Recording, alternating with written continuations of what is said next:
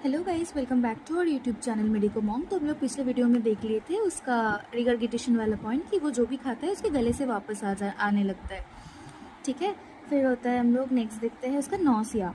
हाँ, और वो रिगर्गिटेशन वाला पॉइंट याद रखिएगा, जब हम लोग एलुमिना पढ़ेंगे वहाँ पर मैं बताऊँगी, तो एलुमिना में भी देखने को मिलेगा।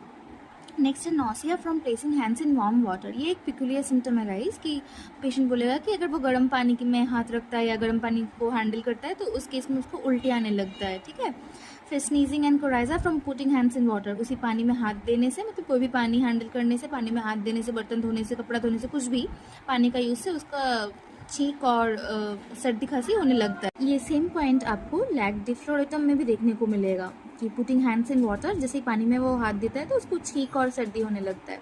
कॉन्स्टिपेशन नेक्स्ट है, ये जीआई का ही पॉइंट हम लोग पढ़ रहे हैं। कॉन्स्टिपेशन, उसके नीचे डायरिया, शायद आप लोगों को दिख ही रहा होगा स्क्रीन पे। मैंने आप लोगों के अंडरस्टैंडिंग के लिए मार्क भी कर दिया है। चलिए देखते हैं कॉन्स्टिपेशन कैसा होता है। Fees is slender, long, dry, tough and hard. मतलब उसका स्टूल निकलने में बहुत दिक्कत होगा। कॉन्स्टिपेशन जनरली जिसको भी हुआ है उसको पता है कि वो कितना कष्ट देता है। वो जनरली इजीली स्टूल मूवमेंट नहीं हो पाता है, बहुत प्रेशर देने से, बहुत कष्ट से वो स्टूल निकलता है। तो वो थोड़ा डार्क ब्राउन और डाई फॉर्म में रहेगा। ठीक है, थोड़ा सूखा सूखा सा, बहुत दिक्कत से पास होगा। स्टेफाइसिडिया में भी ये आपको देखने को मिलेगा।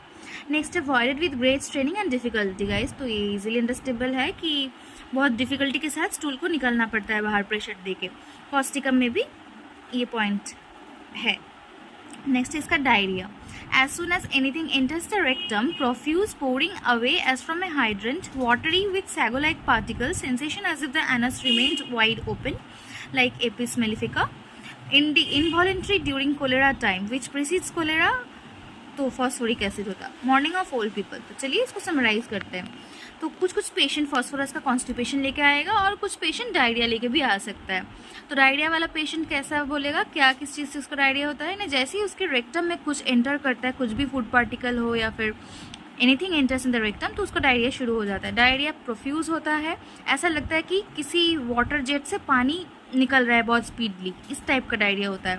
बहुत पानी पानी सा होता है, वाटरी, और उसमें सैगो लाइक पार्टिकल्स, कुछ छोटे छोटे साग वाग के दाने जैसा कुछ दिखेगा। सेंसेशन ऐसा होता है डायरिया के टाइम कि उसका एनस जहाँ से स्टूल पास होता है वो वाइड ओपन ही रह गया है। ऐसा सेंसेशन आपको एपिस मेलिफिका, जो दूसरा मेडिसिन है हनी बी का स्टिंग से जो बनाया जाता है, तो उसमें भी ये पॉइंट है, हम लोग आगे वहाँ पढ़ लेंगे। इनवॉलेंट्री होता है डायरिया कि आउट ऑफ कंट्रोल, वो कंट्रोल नहीं कर पाता है, जनरली कोलेरा टाइम में होता है। ठीक है, और कुछ मेडिसिन है कोलेरा के पहले अगर होता तो फॉस्फोरिक एसिड, और मॉर्निंग में होता है ओल्ड पीपल का। तो चलिए गाइस, हम लोग जीआई कंप्लीट कर रहे हैं इसके साथ। फॉस्फोरस का डायरिया और कॉन्स्टिपेशन हो गया। नेक्स्ट में हम लोग हेमरेज पढ़ेंगे। Thank you.